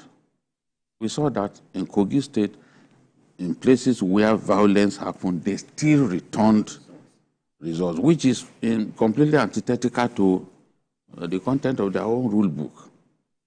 But by and large, I've seen that politicians use that rule to deal with political opponents. There are so many in Nigeria that people will tell you, you can only win elections where you are popular. It's a lie. You don't need to be popular to win an election. When I said this, somebody argued with me. I said, okay, I will give you an illustration. There was a cultist who got involved in partisan politics, became a candidate. He then lost. He contested for the House of Assembly election in one of the states of the South-South. After he lost the election, you know what he did? He walked into the office of the returning officer and put a gun to his head. He said, give me a certificate of return. Now. He said, have you heard me? Give me a certificate of return. So the returning officer gave him a certificate of return, and as he was going away, he sneered at him, look at this fool. The real result is in our server. But the guy knew what he was doing. The law says a certificate of return duly given can only be withdrawn by a court of law. That returning officer didn't reckon with that. So when he now released the real result Of course, the guy went to court. And with the judge suspected to have been compromised, he ruled without giving a hoot about INEC's explanation that a certificate of return issued can only be withdrawn on the order of the court. That guy became a honorable member of the House of Assembly. So when people tell you that you can only win an election where you are popular, has that guy not won an election without being popular, an election that he earlier lost? Don't also forget that something similar to that happened in Imo State, which now gave INEC the impetus to seek an amendment to the fact that they can do a review of the result that they earlier announced. Because, again, the returning officer at gunpoint was forced to announce somebody as winner. And that person got away with it. But today, the rule has changed. INEC can subject what it has done to a review. And if you force a returning officer to announce that you are the winner of an election that you didn't win, because you put thugs outside of the collation center, they can, maybe after 48 hours, they can change that and announce the real winner. So effectively, they had that particular problem addressed. So I can say that progress is being made. The big problem that I see is this vote buying. Because as long as our people are this desperately poor, they are not going to reject money from politicians. It takes, if you left your children at home hungry, where are you going to find the moral courage to reject money offered to you? It takes. You cannot even go back home and tell that heroic story. No, you will not. They will send you back. They will send you back to collect it. A lot of our people who in the past will never beg you for money. Today, they become beggars. They see you on the street, they beg. In fact, there was a woman that I saw in Akute, where I live, who said, "I'm not begging you for money. Please just buy a derica of rice for me." I was close to tears. I bought more than a derica of rice and I still gave her money. A lot of people have been pushed to do what in the past they would never have done. Or even imagine that they would do. Yes, because these are desperate times. Desperate times for so many of our people. If the MBS says 170 million Nigerians are multidimensionally poor, 170 million is huge. That means an overwhelming majority of us are poor in many ways. So people who are poor can get desperate. So that's why I said this vote buying will even get worse. It's clear that it will get worse. But we must not give up. We must find a way. I believe that if our elections produce the right, maybe like 3 electoral seasons, produce the right kind of leaders, things can begin to change. Because the right kind of leader is not the leader who will do things based on sentiments or self-preservation. He will only do things that is convinced is best for our people. That kind of leader will be able to rally everyone, to join him in building the Nigerian state. If we have such a leader, and then we have 2 electoral seasons producing good leaders as well, things will change for our country. You look at Botswana. I give the Botswana example all the time in places where I get invited to give speeches. Botswana today, you can't even imagine bad governance because they've had a succession of good leaders. And it keeps happening. I don't know how they do it. It keeps happening. Every leader that steps into the vortex of power knows that he has to work for the people. The standard has been set. And there was a Botswana president that they asked him